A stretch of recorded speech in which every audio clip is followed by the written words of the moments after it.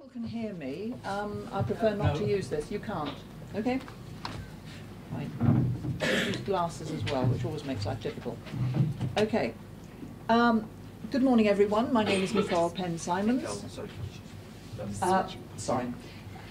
Nicole Penn Symons, and I'm a trustee of the Gilbert, White and the Oates collections. It's an independent and accredited museum in Hampshire, in the village of Selborne. And it's set in 35 acres of meadow and gardens, and it lies at the heart of the South Downs National Park. It's quite a beautiful place. In the 18th century, the museum was the home of the Reverend Gilbert White, often referred to as the father of ecology. Now, the house and collections celebrate both Gilbert and two members of the Oates family, the Victorian gentleman explorer Frank Oates and Captain Lawrence Oates, who perished with Scott in the Antarctic. So we have a broad visitor offer. One of the most important features of the museum is the Field Studies Centre, which lies up there on the right, and it welcomes 4,000 young people each year to study everything that the museum and the countryside have to offer. It's little changed since the 18th century, in fact, the gardens and the meadows. Learning and participation is at the heart of everything we do. At the beginning of 2014, the museum was asked to sign up to be part of cohort 1 of the Inspiring a Culture of Philanthropy programme. We knew that this was going to cover the principles of fundraising and implementation of fundraising practices, and it would help us develop relationships with the fundraising community. So it was a timely invitation by the Hampshire Cultural Trust. Why? Well, because just as the invitation came along, we were starting out on a major heritage lottery funded project.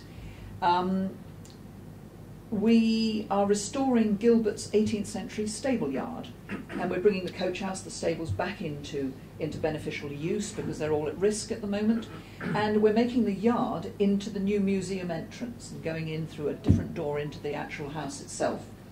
So the project also includes vastly improved catering and other visitor services, and the renewal of interpretation and exhibitions throughout the house and gardens. So our challenge, you can imagine, was to raise over £1 million to match a substantial grant, 1.8 million from the Heritage Lottery Fund. We get a decision next week on Friday the 11th. We had our last meeting with them yesterday. I'm optimistic. The chairman and I decided that the philanthropy project would complement the plans that we had, and we would learn from it. So we thought we're going to sign up. It's been my pleasure to attend most of the programme. The programme ranged from sessions on subjects as diverse as legacies, and I love Peter Maple's talk here this morning. It was wonderful.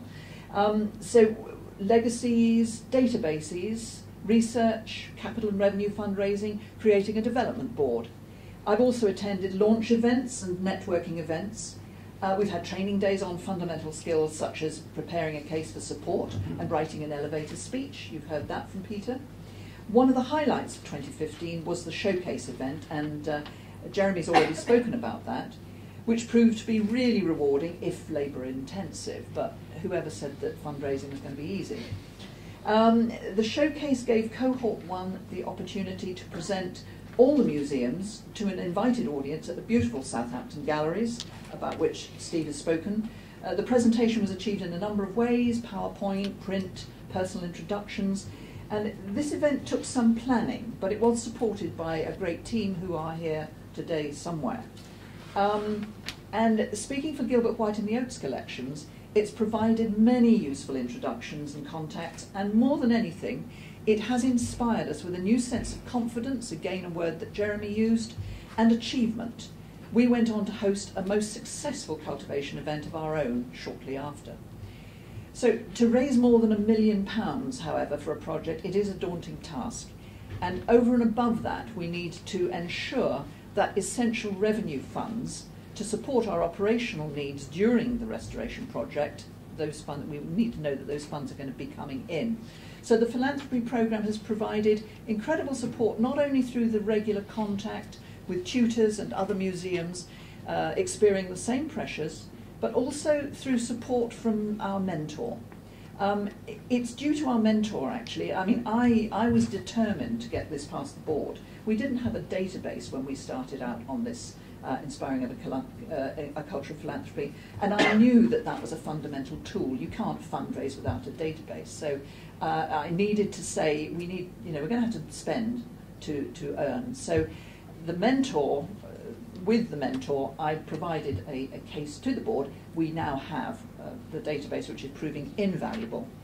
I want to say we have the wonderful Perdita Hunt here today from the Watts Gallery in Surrey. And Perdita came and spoke to the trustees one day, and she said, one of the things that I never forget, you cannot over-consult. And I always remember that, because it's been absolutely invaluable advice. We have been going through change management, because in order to ensure that everything was in order to receive a sizable grant from Heritage Lottery Trust, we decided that our governance needed to be looked at. We needed to ensure that we had the correct corporate structure and indeed VAT structure to go into the receipt of nearly £2 million from Heritage and others. So we have gone through with our solicitors at Bates Wells Braithwaite. I cannot speak too highly of them, they're in London. We've gone through a complete change of governance and change management, and we're now moving into, we had the old trust and that will remain, but we're also having a new company, new charitable company, and a trading arm. And all of that has taken a lot of time to ensure that we got it right, but we took the right advice. You cannot over-consult, and there is a lot to be said for going to the best in the beginning, because you don't trip up then. So when we joined up for this philanthropy programme, we didn't know who the other members of our group would be to start with. Well, 2 years on, I can say that one of the most enjoyable things about being part of the project has been getting to know colleagues in the museum world and forming very good working relationships. One of the expressions one often hears in the heritage field is our place in the landscape. It's come to mean quite a lot to me, not only in respect to my own project, but also when referring to the other museums. D-Day Museum, Portsmouth, Southampton Museums, Dinosaur Isle, Isle of Wight, Horsepower Museum, Museum of Army Flying, Petersfield Museum, Warrior Preservation Trust.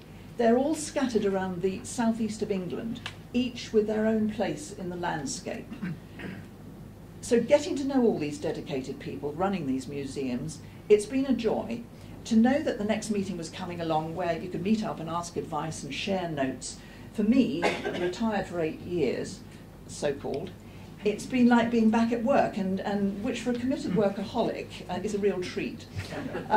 It has provided me with a refresher course. I said that in the film. The learning I can cascade down to the staff at the museum, and indeed I shall become, as will I think both gentlemen at the table, a mentor to the other museums in the next year.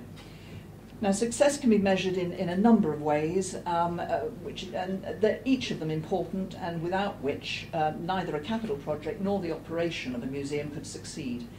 Now, our volunteers whose efforts are invaluable and whose hours count towards match funding targets. Our local authority, Hampshire County Council, their support comes in kind and in cash. Major trusts and foundations such as the Limbury Trust, one of the Sainsbury Trusts, Foyle Foundation, H.B. Allen Charitable Trust, Country Houses Foundation, many, many more who have pledged support. Individuals, some of whom prefer to remain anonymous, companies and professional partners who delight in using our facilities, our rooms, our meadows, and the barn for their own meetings, corporate events, concerts and theatre events, and that enables us to promote our wedding business as well. The museum has much to offer somebody who wants to donate to us. And in return for the donor generosity, the lesson to be learned is that fundraising, as I've said before and others have said it, is not about the money. It's not simply about the money, it's about the people that you are engaging with. We must take every opportunity to acknowledge our supporters and to thank them. And in this way, they will continue to offer their support and encouragement. I should like to take this opportunity to thank Hampshire Cultural Trust, who had the inspiration to see how such a philanthropy programme could support the museums of Hampshire and the Isle of Wight, and to take steps to make it happen. Thank you.